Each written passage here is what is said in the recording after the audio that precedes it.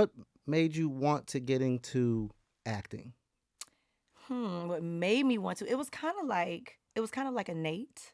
Okay. Like I used to take when they had VHS. Yeah, I was like videotaping myself, doing like monologues and doing different things on camera. So like I was videotaping over weddings, family reunions, getting in trouble as a kid.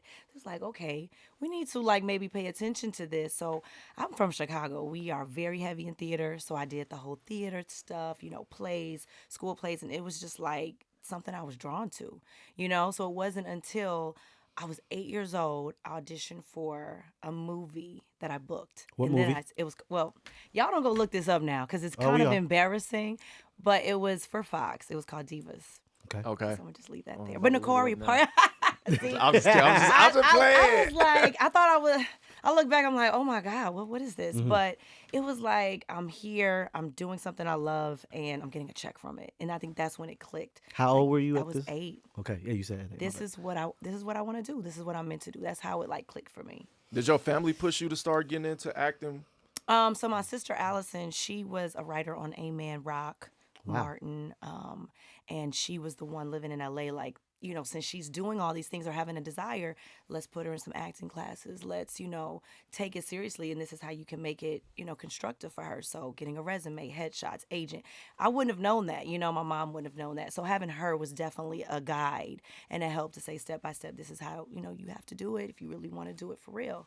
So we did it. And yeah, by age 8, I was like working. Don't stop. Keep it going. Now, what's the big thing that happens earlier on that make you say, "Oh, I'm here. I've arrived." Ooh, I really don't. It's crazy. I don't feel like I've arrived yet. Really? I really don't. It's like, for me, I have so many more things I want to accomplish. So I appreciate the journey. I think sometimes I have to reflect back like, wow, I did graduate high school early. Honor roll, straight A's. Oh yeah, Okay, we okay, got okay. some snaps for that. You know Thanks, what I'm mommy saying? and daddy, made them proud so that I could go to LA to pursue it. And that's what I did. I was fresh out of high school in LA trying to figure it out. Slept in my car, did the whole, figuring it out, doing background work. Fun fact, I was a background dancer in Usher's You Don't Have to Call video. You don't have to call. Wow. It's If you okay. blink, you'll miss me. So Okay. you would never know this. But I was there. Okay. I was there. But those type of experiences taught me like what it's like to be on set. Watching the director, watching how things happen.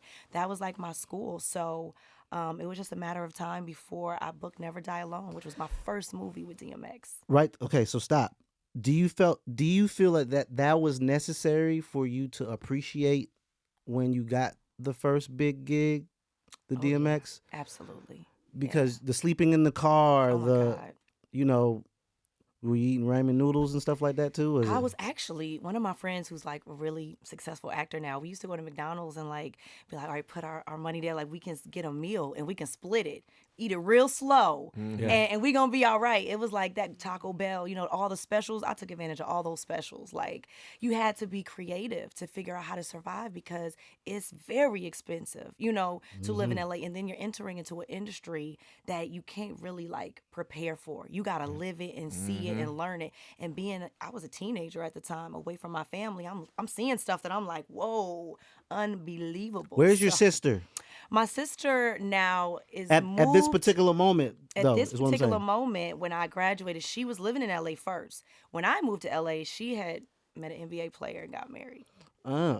And so she was back in Chicago. He played for the Bulls. Oh. Yeah. So she was like, ain't no point in me working no more. She was like, I'm married now. But she's like, I'm still here. She's Yeah. still to this day in my life. She's on my team. And just my big sis that, we kind of see our dreams through. But yeah, at this point, she had a baby, raising her family back in Chicago. Congrats to her. Yeah, right.